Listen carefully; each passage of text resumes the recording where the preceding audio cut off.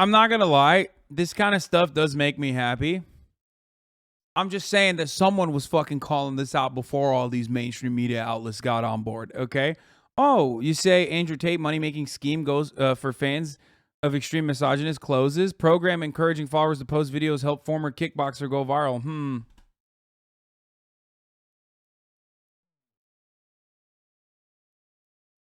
Hustlers University, an online academy for fans of Andrew Tate promising to help them earn thousands of pounds, has shut its affiliate marketing program and saying it has no future.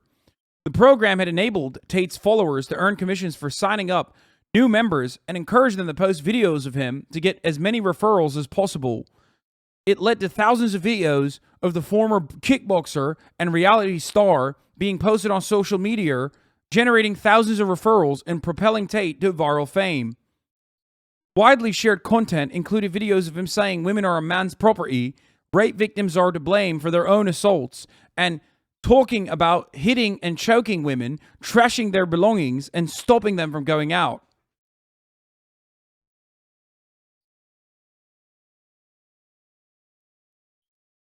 In another, he describes how he would deal with a woman who accused him of cheating. It's bang out the machete, boom, in her face, and then grip her by the neck. Shut up, bitch. Advocacy groups and women's charities describe the material as extreme misogyny and said it risked radicalizing young men. An Observer investigation earlier this month revealed how followers were explicitly encouraged to create arguments and war by posting deliberately controversial clips that would attract high engagement and views, thus generating more Hustlers University signups. On TikTok, where videos of him were widely pushed to young users by the algorithm, content tagged with Tate's name has been watched more than 12 billion times.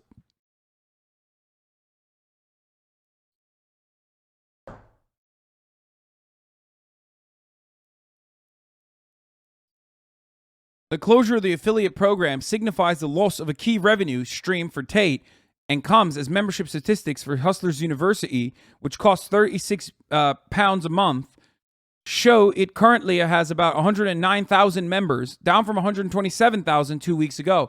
Now, I'll just say this. One, I don't believe those numbers either. I believe that he was botting his fucking Discord server. There is no fucking way that he actually made... There's no fucking way he actually made 127,000 times 36 quid. Okay? That's just not real. There's no way.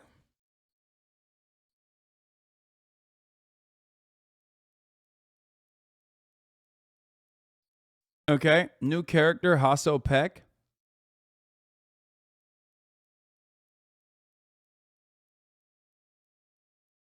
I just don't believe that.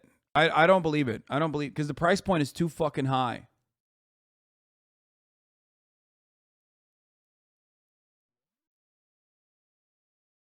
Gary Busey charged with sex offenses at Monster Mania convention in New Jersey. What the fuck?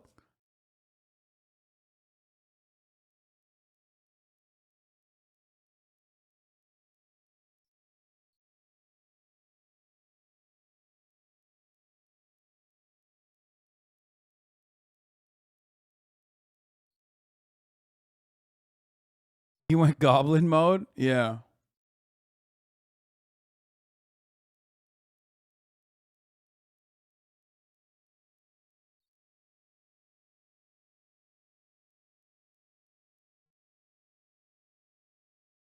Busey's literally missing part of his brain that inhibits behavior. He was in a motorcycle accident in the 70s.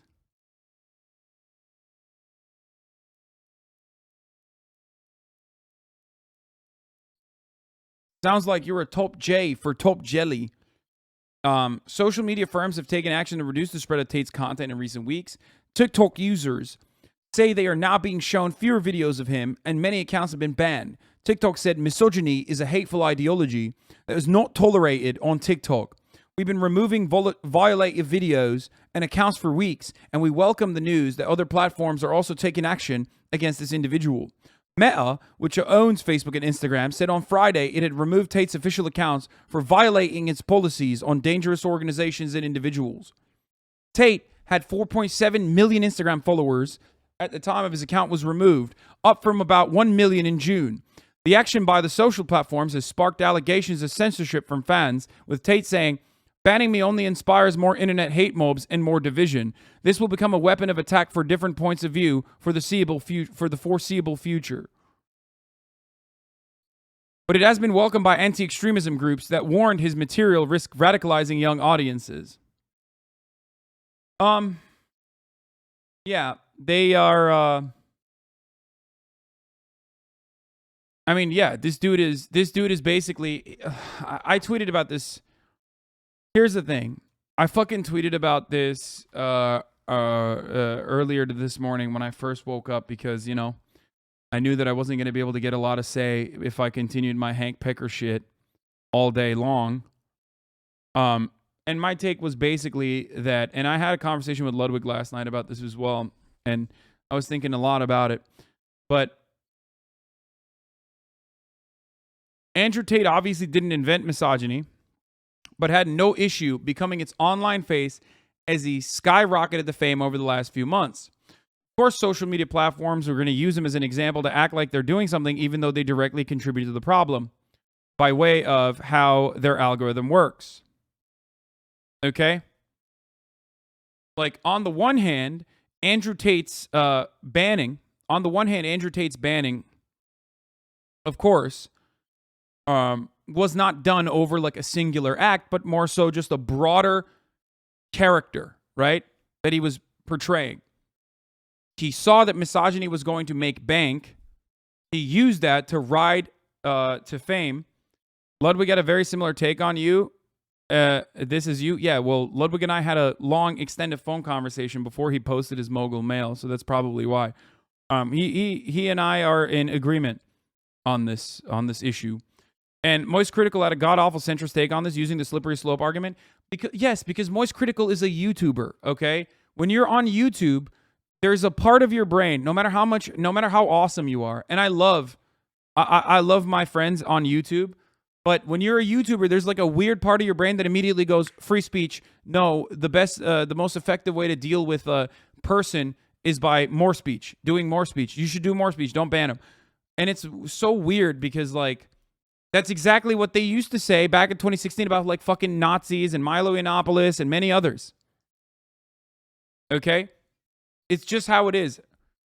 Don't expect YouTubers to have, like, a pro deplatforming take. I rarely ever see, unless they're like fucking bread tubers like Sean, you know what I mean?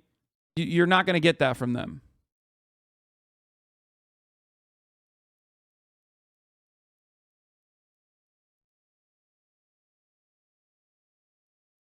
Just don't expect that. Do not expect that from YouTubers, okay? I love them, but I'm not going to YouTube to hear... I'm not going to go to YouTubers, like big, prominent YouTubers, unless they're like fucking bread tubers, and expect them to say some shit like that. Healthcare, unnecessary. Safe in a classroom, unnecessary. Sex trafficker that thinks eating sushi is for pussies, necessary. Yeah, iDubbbz is a pussy now. You guys know this already, so his audience is going to fucking eat his ass.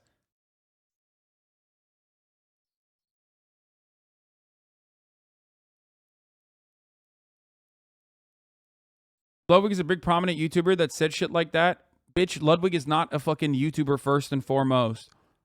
Ludwig is first and foremost a content creator that built his audience on Twitch.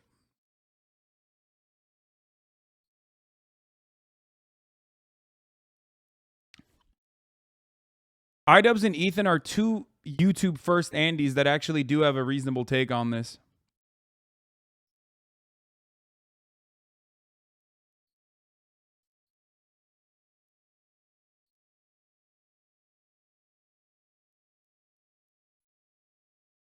Anyway,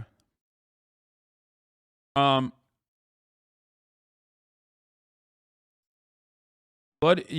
still has a streamer brain. So, Ludwig blew up on YouTube. What the fuck are you saying? He's not like the other YouTubers. That's all I'm saying.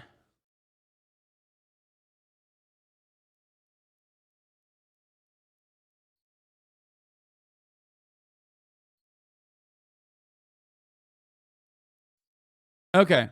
So, I mean, I still love those guys. I just have a disagreement on this one. I'm usually going to disagree with them. Like, Milo Yiannopoulos is a great example of deplatforming working. Alex Jones is a great example of deplatforming working. Is Andrew Tate personally responsible for misogyny? Of course not. But he was a person who was at the forefront of being the face of misogyny. He took a lot of benefits from that. He gained a lot of clout off of that by being the face of misogyny.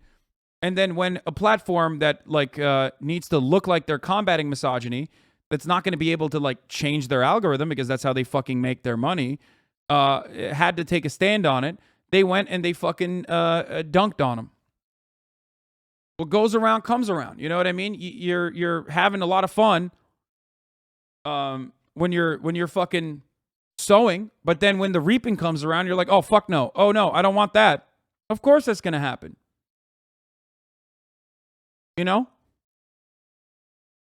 I mean, this dude is bad across the fucking board.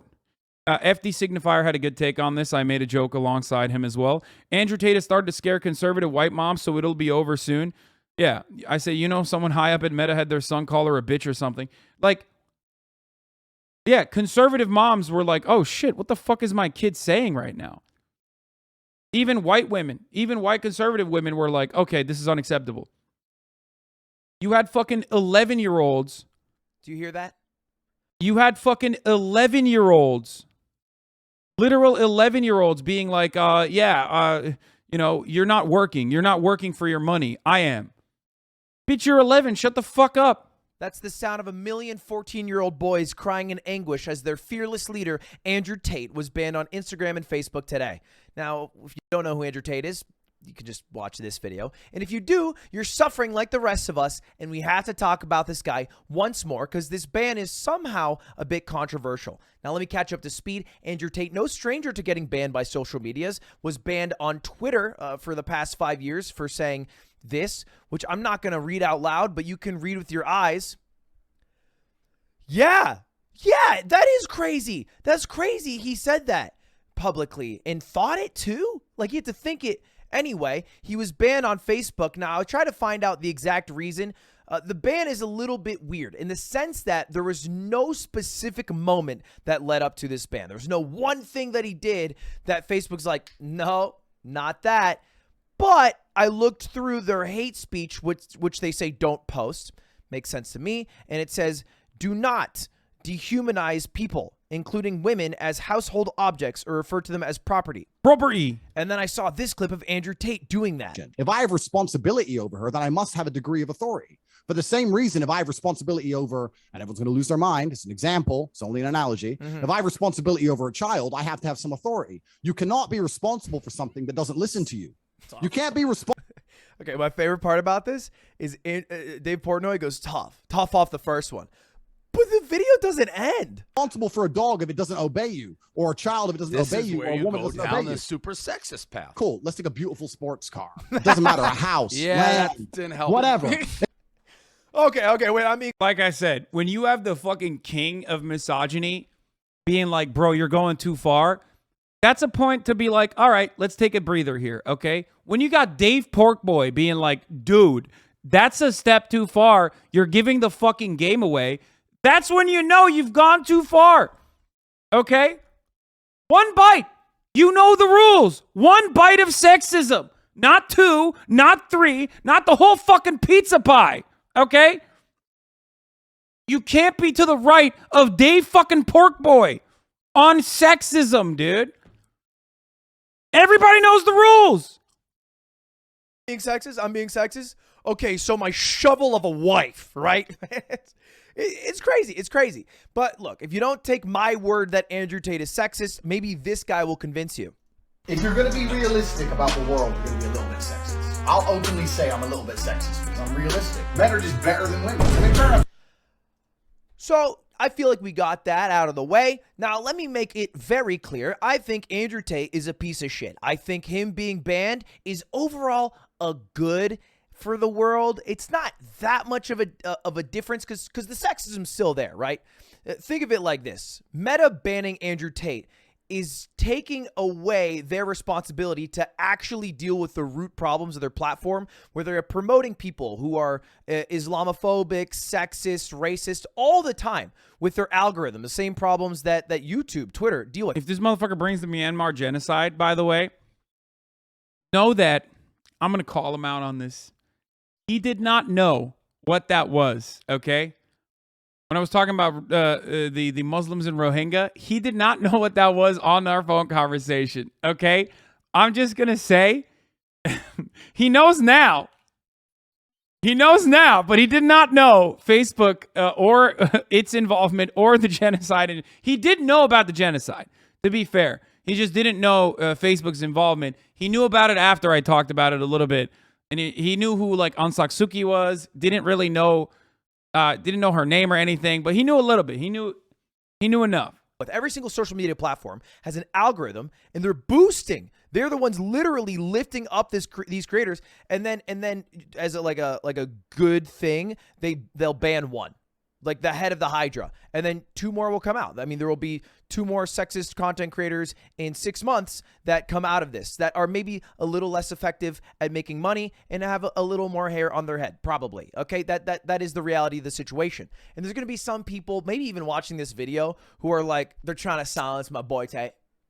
They're trying to silence him. Really? You think Meta is trying to silence Andrew Tate?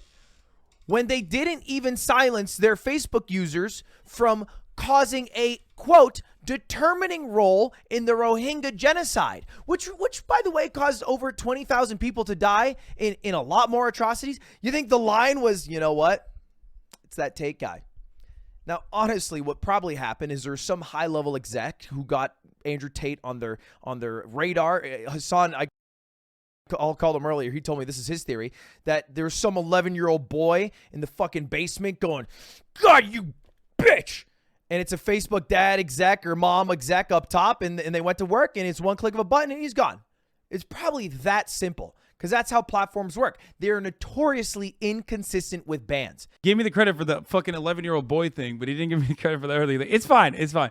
I'm proud of Ludwig. I think Ludwig is a good voice in the space. He's great. This video is great. If that is your concern, if you're like, damn, this was an inconsistent ban, yeah, that's how it works with all these platforms. Twitch bans streamers for saying cracker, but doesn't for ableist slurs. YouTube doesn't know where its own line is. The platform's content moderations have become haphazard and inconsistent. Twitter under pressure over double standards after Donald Trump MAGA crackdown. Every single platform struggles with consistent moderation because they have the pressure of having an algorithm to make people enjoy their site and stay in it longer. But the algorithm's just a robot that doesn't care if it's promoting something bad or hate-filled. It just promotes for people to stay on the platform. And then they try to do the Band-Aid of, oh, we'll ban that now. I mean, you probably should have some solution on the in-between. This is my take. Maybe something that's different than banning. Maybe something like maybe blacklisting.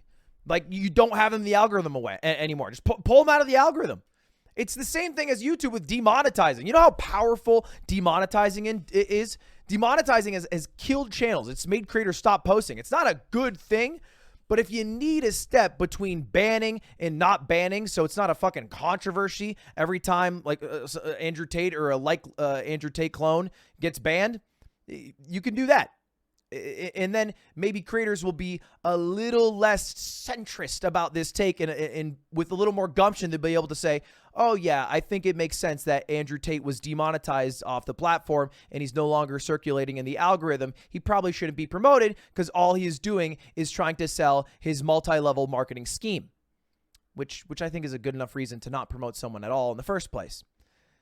And I saw even creators I really like have takes that I thought were so mid. Like, I think CoffeeZilla is a smart guy. I think he makes great videos. But he says, I dislike Tate. Kids are going to grow up thinking their only weapon against ideas is deplatforming. I don't think the kids are the ones who deplatformed Tate here. I think the platforms do it when... What? Ludwig, dislike and censure shows how much work you put in? No, dude. Ludwig is always... No, I won't take credit for that. What are you talking about? Ludwig is always... Look, there's a reason why I love Ludwig, okay? It's not because, like, you know... It's not because he like listened to me or anything. What do you mean? He's always at his heart in the right place. He's always at his mind in the right place. He's always been like a very progressive guy. It's not that's not new at all. He doesn't like, you know, when their success does not align with the creator's success that they ban.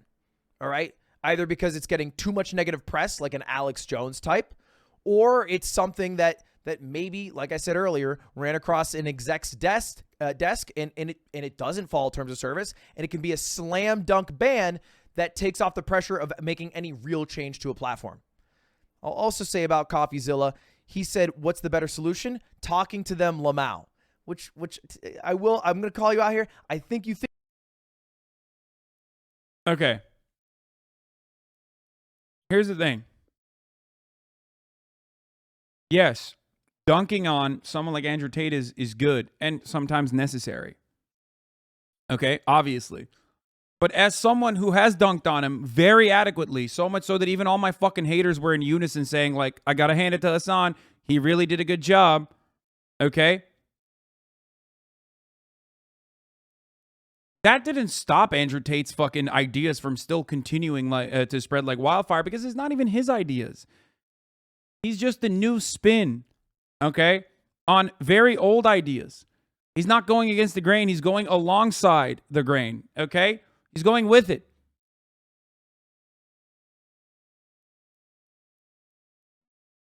The only time when you know, a person like this stops, or at least like the dam, you can plug one of the holes in the dam, is if you actually take action and deplatform.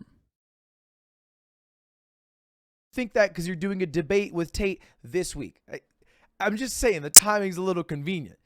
And also, do you really think that you're going to talk to Andrew Tate and change his mind? Is that the goal?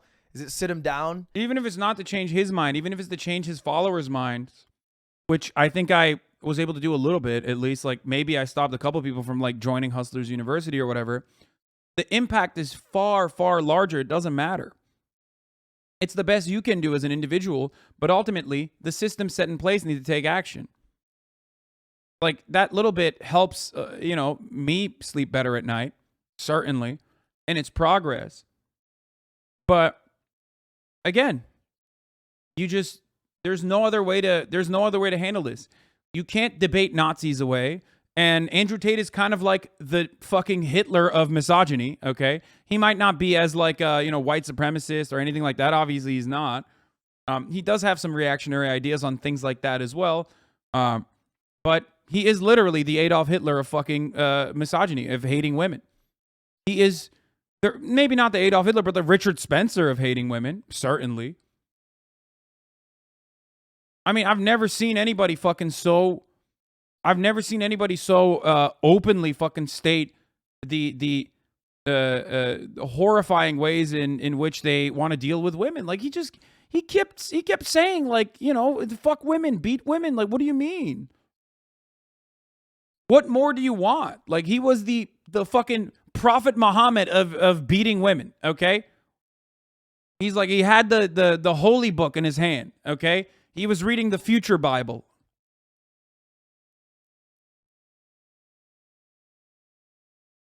And telling everybody, like, this is the right way. This is the right path. And enter the marketplace of ideas and he exits a better man. This has happened before. Hasan went on a call with Andrew Tate. They were talking about how imperial data is important and you can't just get into a car accident with 2 women and then say all women are bad drivers because it's too small of a sample size. You can look at a much larger sample size and pull real scientific data from it. Andrew, do you believe the Earth is flat or round, spherical, globe? Round. Motherfucker has an English degree, doesn't he? Doesn't this motherfucker have an English degree? Bro, Arizona, I swear to God, dude. Oh my God, what a sham. Sham degree, bro. I swear to God. English major L, dude. What an L wig. What a...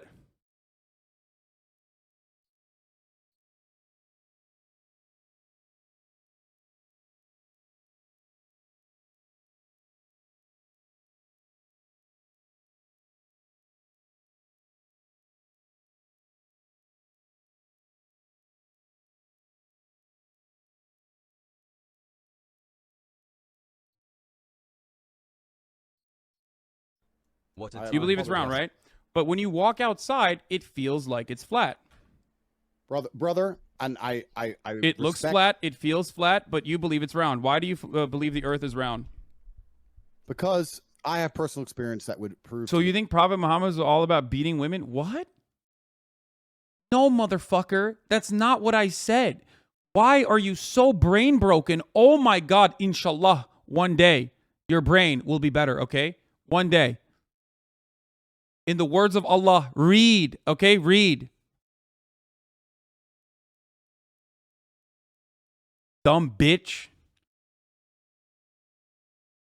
me that the earth is round. Oh, you have personal experience. What happened? Did you go up to the fucking moon? Is that how you figured it out? Exactly. I flew up into space and I looked down on Earth and I Yeah. saw a big circle. That's crazy. Okay. You don't have to, hey, listen, you don't have to concede on that point, but I think you and I both understand the importance of scientific, the importance of empirical evidence in that one, right? Or you know. It's a great counterpoint. It's something that Andrew Tate has to face in a live. Hassan, now you think debating a crazy, hateful, stupid person is pointless or only spreads violence? What? No. No. What the fuck are you guys talking about? There are different ways of tackling a problem. As individuals, we can only go so far. And as I've said time and time again, why? Why are you so brain broken? Oh my God. Please, please, please, please, please, just don't write stuff. If you're gonna say dumb shit, just don't write. It just makes you look bad.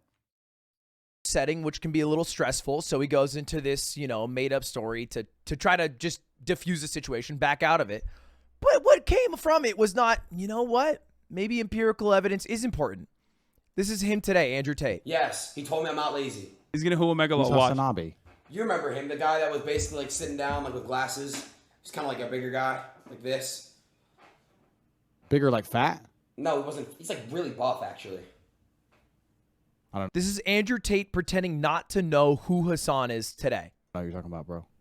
Anyways, Yeah, he. And it makes sense. It makes sense because he's never been interested in engaging in a real discussion that may change his worldview, or maybe he's trying to change a worldview. All YouTube discussions are a waste of time to some extent because back in the day, discussions were between one person, and you are trying to reach a mutual conclusion together. Or perhaps you have some preconceived conclusions and they'll change during the duration of a conversation.